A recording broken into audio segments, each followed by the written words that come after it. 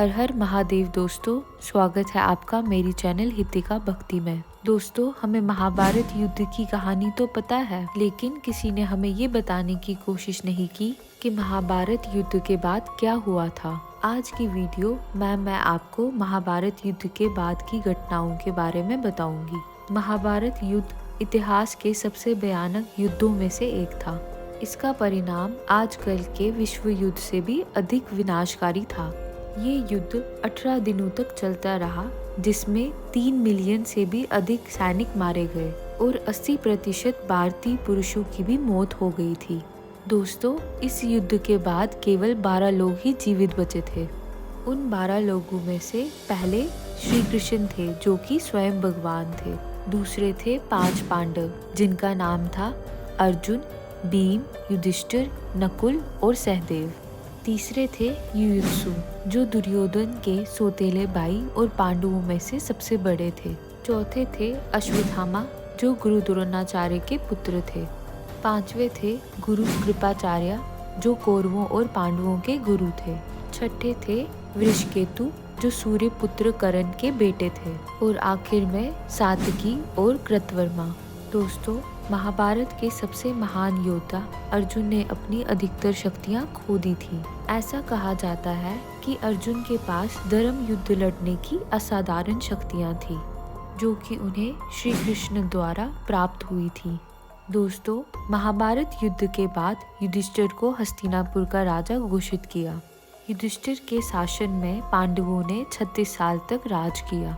महाभारत युद्ध के बाद जब गांधारी ने अपने पुत्रों को युद्ध के मैदान में मृत्यु पड़ा देखा, तो वह बहुत क्रोधित हुई और उसने अपने पुत्रों की मृत्यु के लिए भगवान कृष्ण को जिम्मेदार ठहराया और उन्हें श्राप दिया कि जिस तरह कौरवों के वंश का विनाश हुआ है, उसी तरह कृष्ण के वंश का भी सर्वनाश होगा। श्राप के पश्चात पूरा यदुवंश आपस में लड़ने लगा और उनके वंश का अंत हुआ। यदुवंशियों के एक दूसरे को मारने के बाद पहले बलराम जी अपने लोक को चले गए।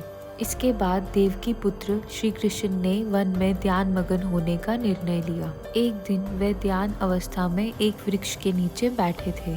तभी जरा नाम के एक शिकारी ने गलती से उनके पैर में तीर मार दिया और श्री कृष्ण ने वह मानव शरीर त्याग दिया और अपने नारायण रूप में प्रकट हो गए। इस तरह धरती से भगवान कृष्ण चले गए, जिसके बाद द्वारिका नगरी समुद्र में डूब गई। भगवान कृष्ण के वैकुंठ लौट जाने के बाद कलयुग की शुरुआत हो गई। जब कृष्ण जी के जाने की खबर पांडवों को मिली, तब उन्होंने हिमालय की अपनी अंतिम यात्रा के लिए प्रस्थान किया। पांडव अपनी पत्नी द्रौपदी और एक कुत्ते के साथ स्वर्ग की ओर चलना शुरू किया। यात्रा करते करते पांडव हिमालय तक पहुंच गए, जहां उन्हें केदारनाथ में शिव के दर्शन हुए। शिव जी ने उन्हें बंधु बांधवों की हत्या से मुक्त किया और उन्हें स्वर्ग जाने का मार्ग बताया।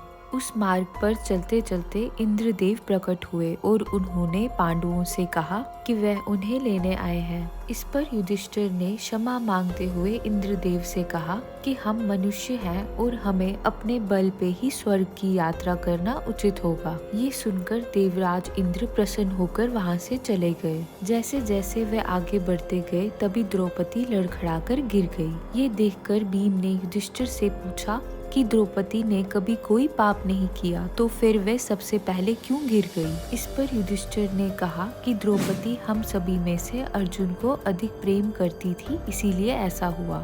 ये कहकर युधिष्ठिर आगे बढ़ गए। कुछ समय बाद सहदेव भी गिर गए। तभी भीम ने फिर से युधिष्ठिर से उनके गिरने का कारण पूछा। युधिष्ठिर ने बताया कि सहदेव को अपने विद्वान होने का घमंड था। इसी दोष के कारण इसे आज गिरना पड़ा।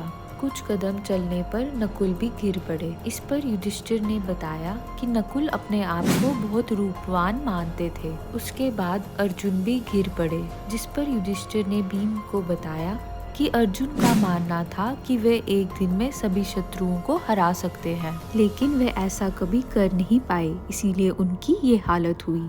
ऐसा कहकर युधिष्ठिर आगे बढ़ गए। कुछ ही देर बाद भीम भी गिर गए।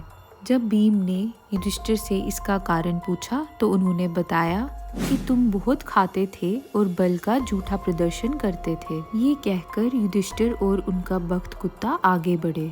चलते चलते युधिष्ठिर कुत्ते के साथ स्वर्ग के द्वार पर पहुंच गए।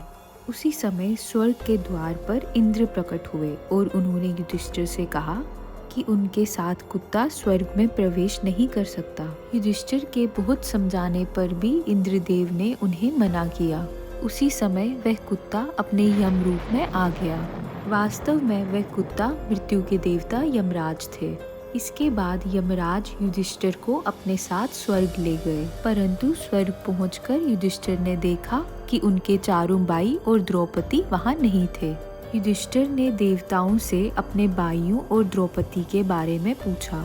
तब देवताओं ने युधिष्ठिर को देवदूत के साथ भेज दिया। देवदूत युधिष्ठिर को ऐसे मार्ग में ले गया जो बहुत ही खराब और दुखदायी था। उस मार्ग पर चारों तरफ घोर अंधकार था। हर तरफ लाशें ही लाशें थी जिनसे बहुत दुर्गंध आ रही थी। वहाँ पर लोहे की चोंच वाले गिद्ध और कौवे घूम रहे थे। वह असिपत्र नामक नरक था। उस नरक की दशा देखकर युधिष्ठिर ने देवदूत को वापस लौटने को कहा और जैसे ही वे वापस जाने लगे तो उन्हें दुखी आवाजें सुनाई दी। तब युधिष्ठिर ने उनका परिचय पूछा तो उन्होंने कर्ण, भीम, अर्जुन, नकुल, सहदेव और द्रौपदी के रूप में अपना नाम बताया। युधिष्ठिर ने ये सुनकर देवदूत से कहा कि यदि वहाँ रहने से मेरे भाइयों को सुख मिलता है तो वे वहीं रहेंगे।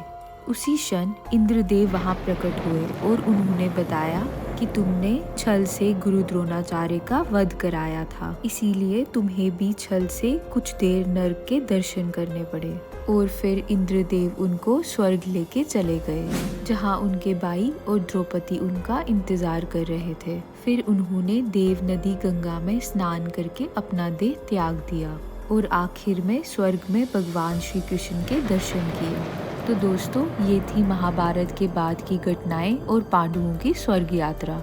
अगर आपको मेरा ये वीडियो पसंद आया तो इसे लाइक, शेयर और सब्सक्राइब करना ना भूलें। हर हर महादेव।